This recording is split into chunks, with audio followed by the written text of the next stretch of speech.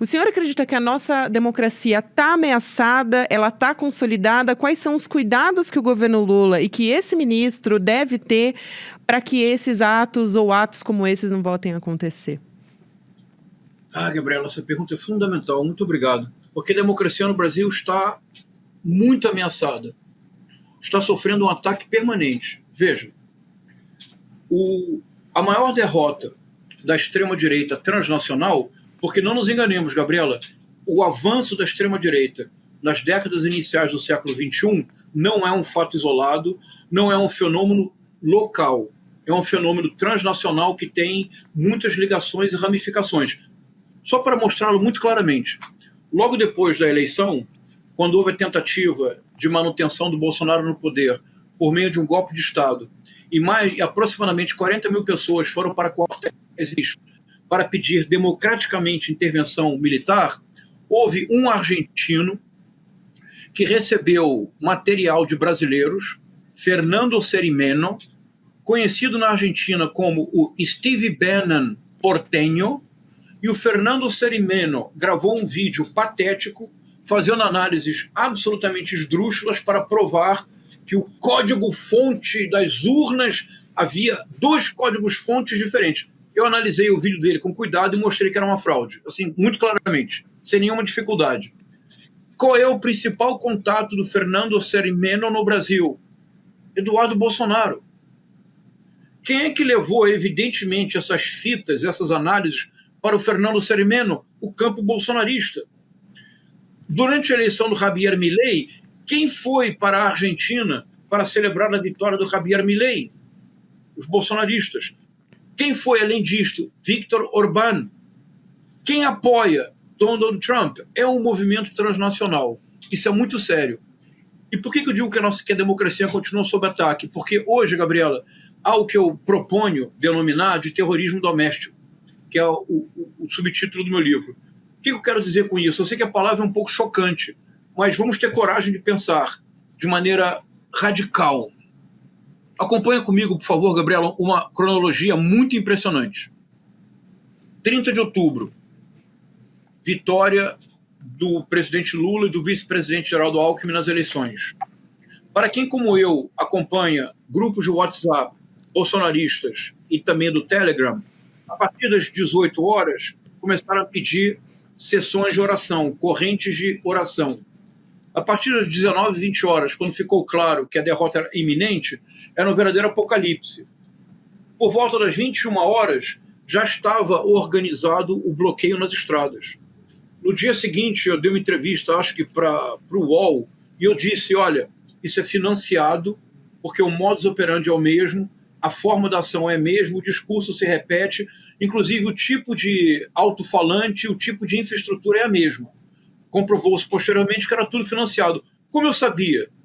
Porque eu acompanho o WhatsApp bolsonarista. Qual era a ideia deles? Veja que loucura, Gabriela. A ideia era, na cabeça deles, a partir de uma interpretação terraplanista de um jurista que manchou sua biografia para todo sempre, o Ives Gandra Martins, que fez uma interpretação do artigo 142 da Constituição, o malfadado artigo 142, afirmando que as Forças Armadas, sim, têm um papel moderador, como era o imperador no Império, e que, por isso, poderiam agir em caso de impasse entre os poderes. Se houvesse um impasse entre executivo e judiciário, legislativo e executivo, as Forças Armadas poderiam intervir para restabelecer a ordem. Essa interpretação terraplanista do Ives Gandra Martins foi fundamental para o golpismo bolsonarista desde maio de 2021, mas a cronologia mais imediata. 31 de outubro, começam os bloqueios na estrada. Por quê? Porque eles acreditavam que se durante 72 horas os bloqueios permanecessem, então as Forças Armadas estariam autorizadas a intervir. Chegou o dia 4 de novembro, as Forças Armadas nada fizeram. O presidente Bolsonaro pediu que o bloqueio fosse suspenso. Como é que eles entenderam esse pedido? Para deslocar-se para a frente dos quartéis. Por quê? Porque se durante 72 horas houvesse um impasse, as Forças Armadas, então, seriam obrigadas constitucionalmente a intervir. Convocaram, se você lembrar, Gabriela, uma paralisação geral para o dia 5 de novembro. Nada aconteceu. Porque se a paralisação acontecesse durante 72 horas, houvesse uma paralisação contínua, então as Forças Armadas tenha de intervir. Nada. Era de 72 horas em 72 horas. Uma sucessão de profecias que fracassam. Historicamente, quando isso ocorre, acumulam-se as frustrações e as tensões explodem em violência. 12 de dezembro, diplomação do, agora sim, formalmente, presidente Luiz Inácio Lula da Silva e vice-presidente Geraldo Alckmin. O que fazem os bolsonaristas? Tentam invadir a sede da Polícia Federal, incendeiam carros e caminhões em Brasília, tentam jogar um caminhão incendiado do alto de um viaduto. Nenhum bolsonarista foi preso pela Polícia Militar do Distrito Federal. Imagine se fosse manifestação do MST. 24 de dezembro, Gabriela, poderia ter acontecido no Brasil o maior atentado terrorista, um dos maiores atentados terroristas, não do Brasil, do mundo. Porque bolsonaristas, um deles chamado George Washington, bolsonaristas colocaram uma bomba num caminhão de combustível que iria para o aeroporto. A tragédia só não aconteceu porque, felizmente, o motorista era prudente e nunca, antes de ir para o aeroporto, deixava de checar o seu caminhão. E ele descobriu um objeto estranho, chamou a polícia, era uma bomba. 24 de dezembro, 8 de janeiro, a tentativa de golpe. Porque os bolsonaristas dizem, como golpe se não tinham armas? O golpe seria dado da seguinte forma: a decretação de uma GLO, o que implica a transferência do poder político da esfera política para a esfera militar, e o Lula não mais recuperaria a autonomia para dirigir o país. Era essa a estratégia do golpe, o que era muito claro para quem acompanhava o subterrâneo das redes bolsonaristas. Bom, você me acompanhou, Gabriela? Não é muito impressionante? É impressionante. Do 30 de outubro, 8 de janeiro, são 2 meses. Em 60 dias, o terrorismo doméstico escalou no país de protestos, de bloqueio, de assédio aos militares para intervenção militar, de destruição da sede da Polícia Federal, de tentativa de explosão de bomba no aeroporto, num caminhão de combustível. Nós não podemos esquecer isto.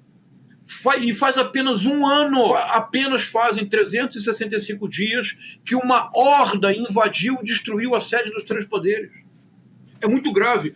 E a ameaça permanece. A ameaça permanece no que eu chamo de terrorismo legislativo. E é preciso dizê-lo com coragem. A atuação de deputados como Nicolas Ferreira, Abílio Brunini, Gustavo Gayer, Carla Zambelli, a Júlia Zanata, a função deles no parlamento é desmoralizar a atividade parlamentar.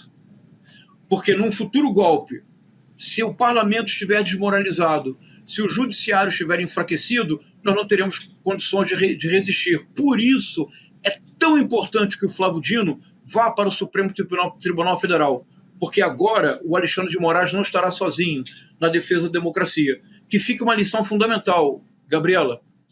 A democracia não pode ter pudor de lançar mão dos instrumentos garantidos pelo Estado democrático de direito para se defender. A cassação dos deputados que tentam, de todas as formas, manchar o parlamento e impedir o trabalho mais elementar possível das comissões. Por exemplo, o deputado federal Abílio Brunini comparece a diversas comissões com a única finalidade de não permitir que o trabalho seja feito. Vou repetir, a democracia não pode ter pudor de lançar mão dos recursos democráticos garantidos pela Constituição para se defender. Deputados cuja finalidade é desmoralizar o parlamento para enfraquecer a democracia e facilitar um projeto autoritário de poder não podem permanecer no parlamento impunemente.